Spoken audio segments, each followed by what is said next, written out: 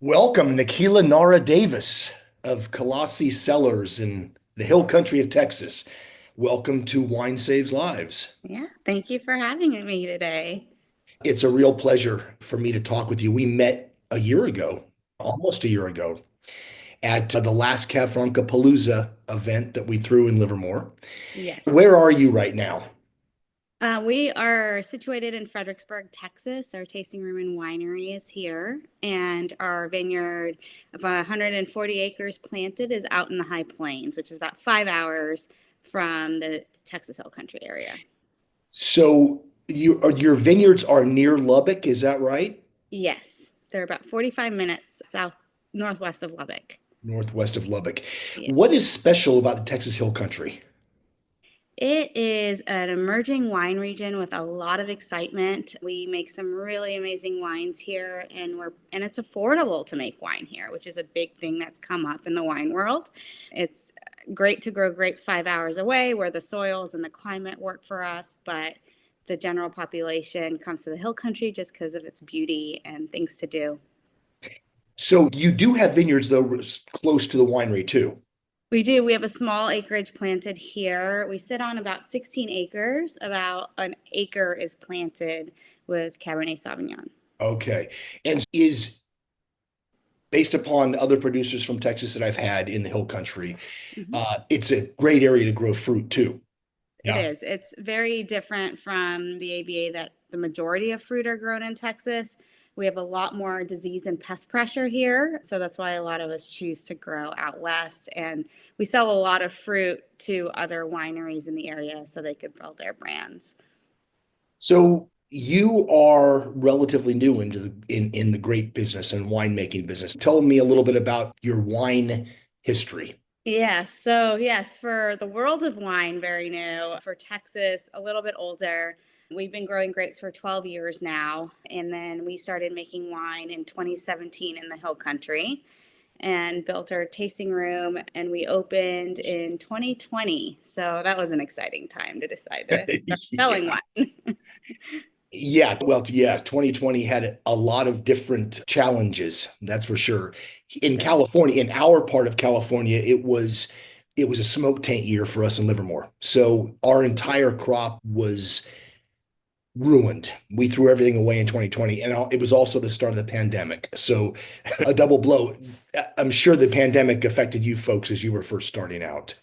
Yes, we didn't know what to expect a lot as the week we were deciding to open, everything shut down as far as bars and businesses, restaurants, and then we didn't know how the permitting process worked to open.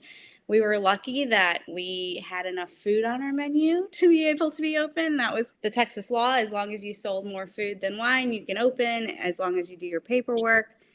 But then it became, we were one of two places open in the Hill Country as a winery. And so tourism slowed down. But once everything got going again, we lucked out with being an open community. But that came with its challenges, of course. I come from my husband's high risk as well as my father. So it was a cautionary tale on how we wanted to go about, but it was a good learning experience and it put our pedal to the fire, so to say, because we got overwhelmed with how many people were coming out here. Right. So your family has a history in farming, Yes. but it goes back a lot further than the few years that you folks have been working in Texas. So tell me a little bit about that. So I actually grew up some on a farm in India. My family has been farming in India for 5 generations, but Southeast India, so very tropical soils like Hawaii. So you're growing more cocoa, coconuts, big rice farmers, turmeric. So very different than grapes. Grapes are just fairly new in India, and they're mostly in the Nasik area, which is closer to Bombay and Delhi. Okay. And so you were born in India, but you came to Texas as a child. I was actually born in the US and Oh, you were. Okay. yes, I was sent off to live with my grandparents in India, very traditional type of way in Asian culture to where our grandparents raised us for a few years till our parents got settled in careers in America. Wow. But it was a great experience. Like I said, growing up on a farm and having cows and chickens and different crops and going to the different farms with my grandfather is a memory that I treasure. You are growing how many different grapes? We have about 18 different varieties. We've pared it down over the years, but we grow over 20 different clones. For example, our Cabernet Sauvignon, we grow 9 different clones of Cabernet, partly for our program, but also for other producers in the area. Are you making single clonal wines or are you clonal blends that you're advertising and marketing as clonal blends? Yeah, so we are really taking off in that area and being known for clonal wines, at least with our Cabernet Sauvignon. We do make one blend with it, but the rest are clonal driven wines. We've released 3 clones so far. More will come on the online in this year as well as the following years. Which clones are you finding that you like the most so far? I love Clone 47, which was the reiteration of 337, as well as Clone 4. I very different. Clone 4 is very floral and purple notes, which you don't really see in Cabernet because we're used to Clone 8, which is the Right. bread and butter of American wine, and Cabernet is Clone 8. A Livermore Valley clone, Concannon clone Yes. 8. We have some Yes. Mendoza clone 4 growing at Gilmedi Vineyard, which is our, for all intents and purposes, a state vineyard for us in the eastern foothills of Livermore. That, Okay. as you say, produces really beautiful, more red fruit driven, more floral kinds of aromatics. It's as close to Cabernet Franc aromatically in my mind as Yes. Cabernet Sauvignon gets. It's a very interesting clone. Um, Okay. You've got a lot of, so is your focus really on Cabernet Sauvignon as a brand? It is. We've also focused heavily on a couple of Italian varietals that have done well, but they really just a few and far between. We do Sagrantino and Teraldigo, but our Mhm. clonal program is what we're really getting known for in Texas. What's your production level at this time? We do about 1,500 cases max. It depends on the year because we are 100% estate grown. So Mhm. some years we are hitting that mark to account for other years that we're really down in the vineyard. So you're selling practically all of your fruit then to other wineries, Yes. Yes. which is amazing. 140 acres, you said. Yes, we do. We That's a sell about, big ranch. yes, it is. And we sell about 90% of the fruit off the vineyard because we started off as growers. That's what I wanted to do. But I caught the winemaking bug coming out to California and working a harvest. And so it led into making a brand as well.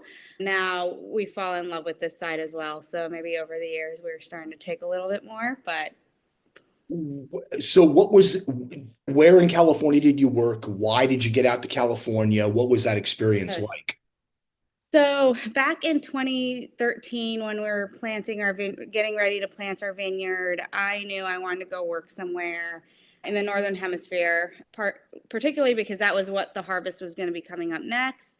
I had no idea, but I heard that people out in California will hire someone during harvest.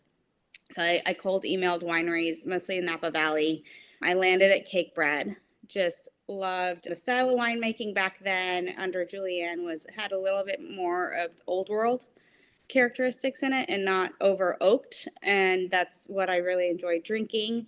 Not that Texas didn't make good wine at the time, but we weren't making the quality wine. Small yield vineyards didn't exist here yet. And so I figured my best experience would be to get out to California and see what grapes look like coming in and what winemakers are looking for to really start a brand here on the grape growing side. So I worked a harvest there.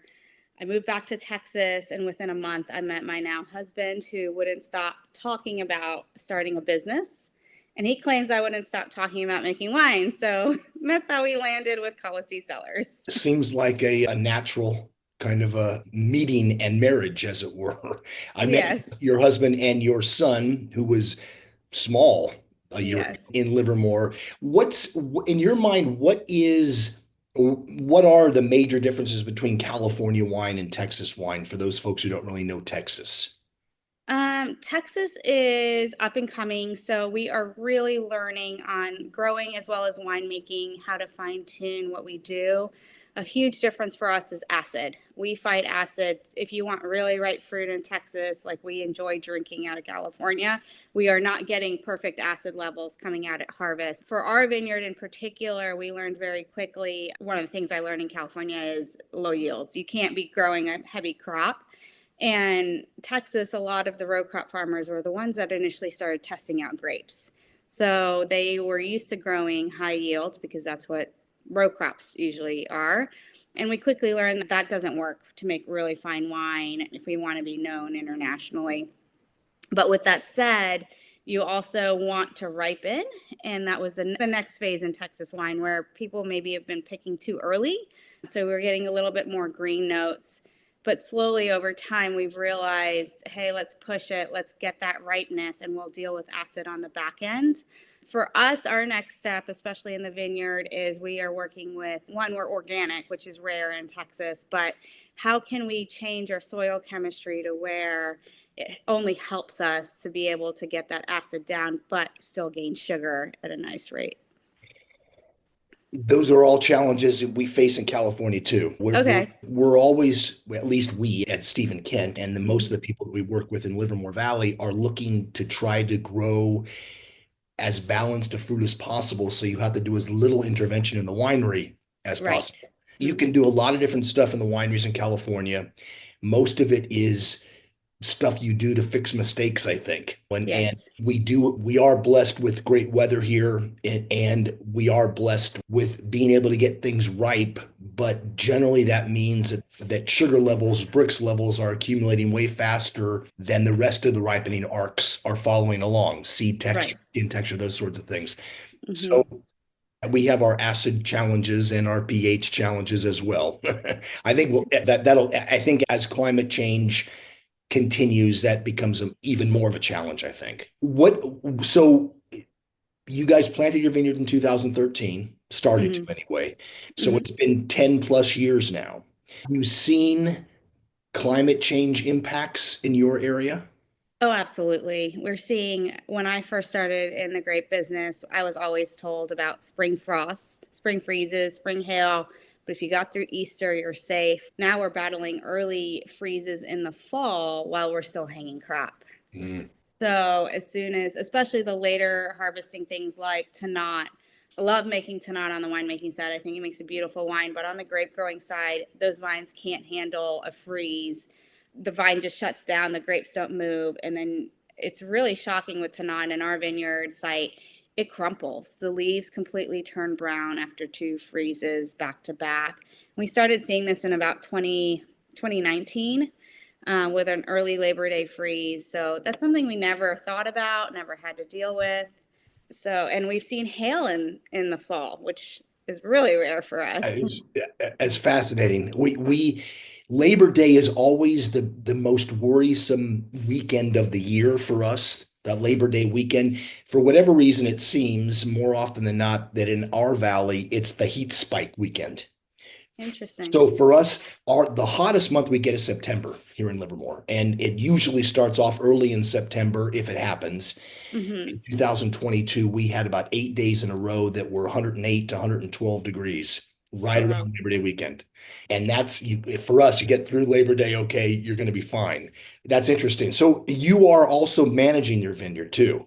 Yes, I am with the help of my mom. She came on board pretty full time once we had her son. We needed the help and the drive time, but I've started to slowly take it back over to where she can get a break again.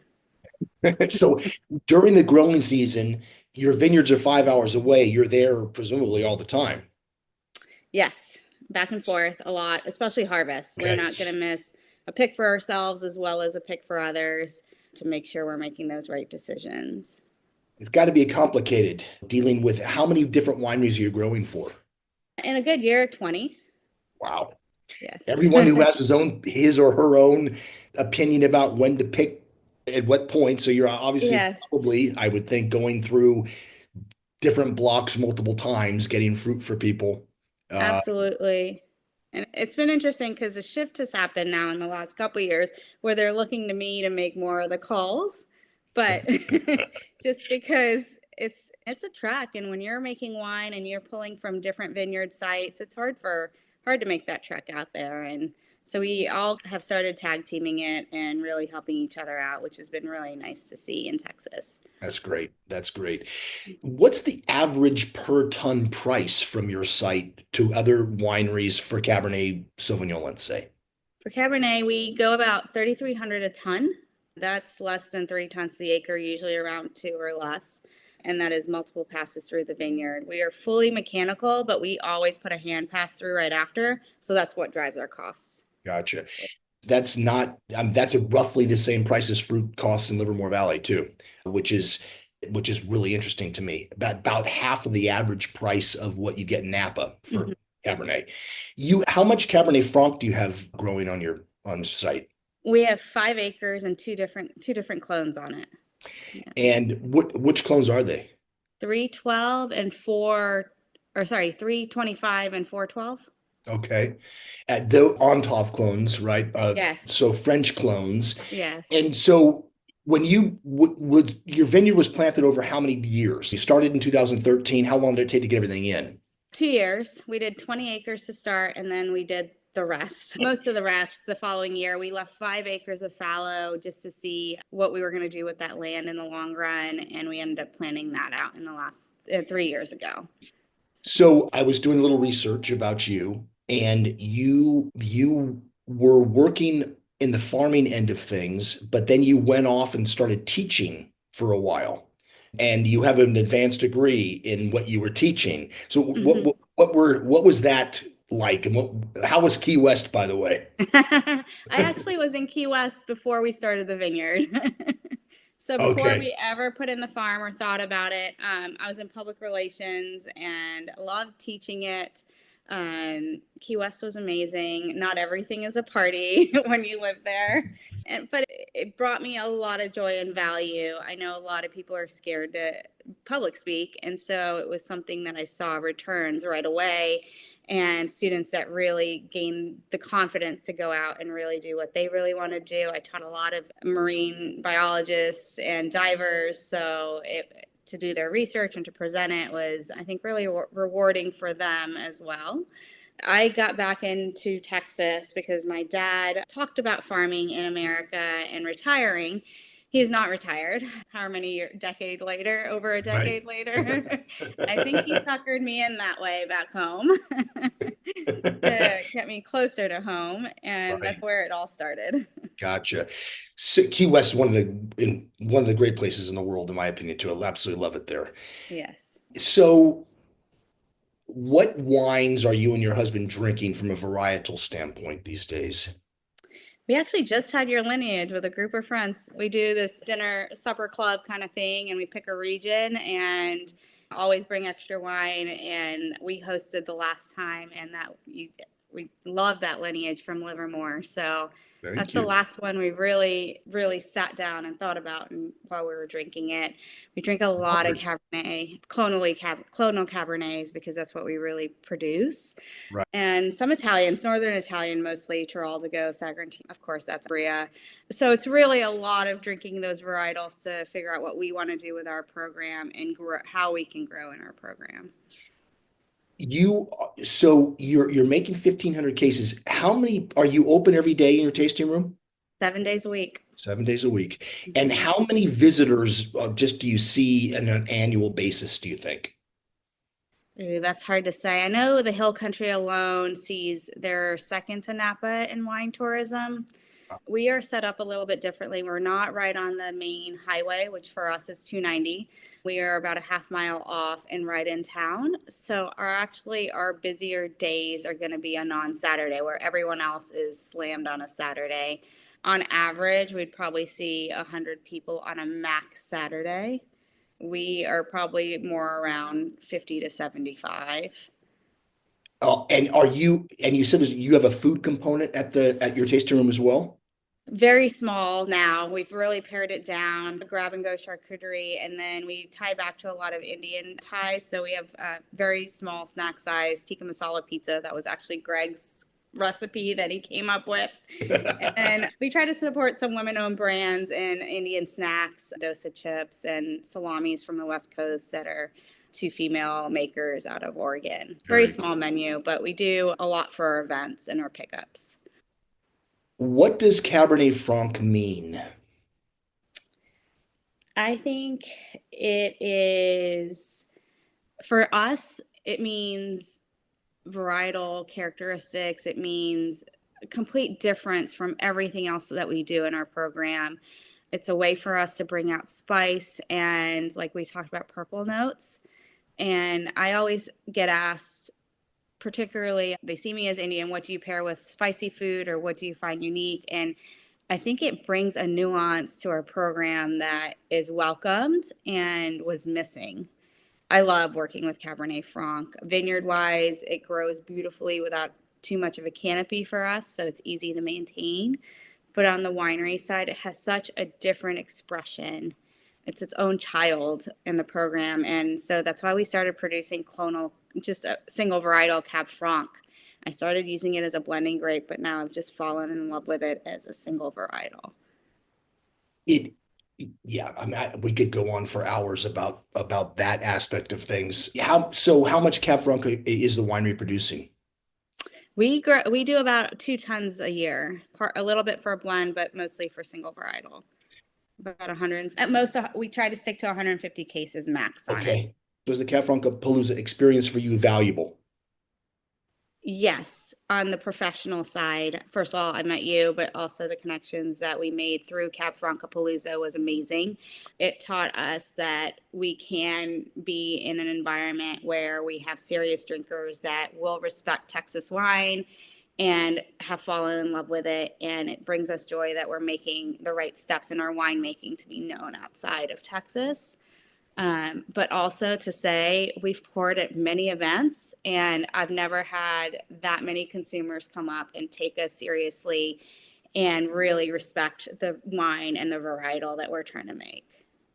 Fantastic. I'm glad for that. Apart from how that kind of endorsement helps us, I'm much happier really from the Hmm. standpoint of regions that people don't know about from California. People from California don't know about how great the Cab Franc could be from Texas or from New Sure. Jersey, the Finger Hmm. Lakes, Virginia. So for us, it's as wine lovers first and Hmm. foremost, and me as a person whose goal is to create a brand around Cab Franc for to help create a brand around Cab Franc for everybody. Sure. Having your winery there, having you and Greg there last year was Hmm. spectacular. I hope that you're able to make it this year, June 8th this year.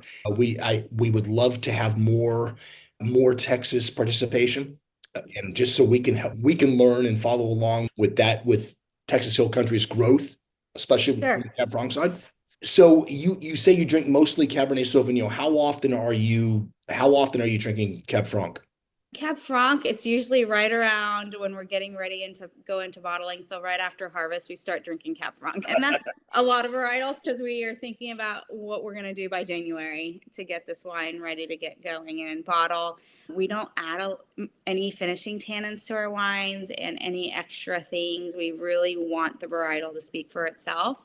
But that it just really helps us learn regionally what's happening with Cab Franc vintage to vintage is why we're drinking it. Yeah. And Terrific. by the way, we bragged about Cab Francapalooza and what Beth did that night, that Friday night, and the education behind it was Very really cool. Very cool. Yeah, we're very excited. This year we're going to stick with just the grand tasting on Sunday. okay. The desire, I think, from our part is to grow its presence as a Sure. festival, to have Sure. more wineries, to have more examples of Cab Franc, to have more people there.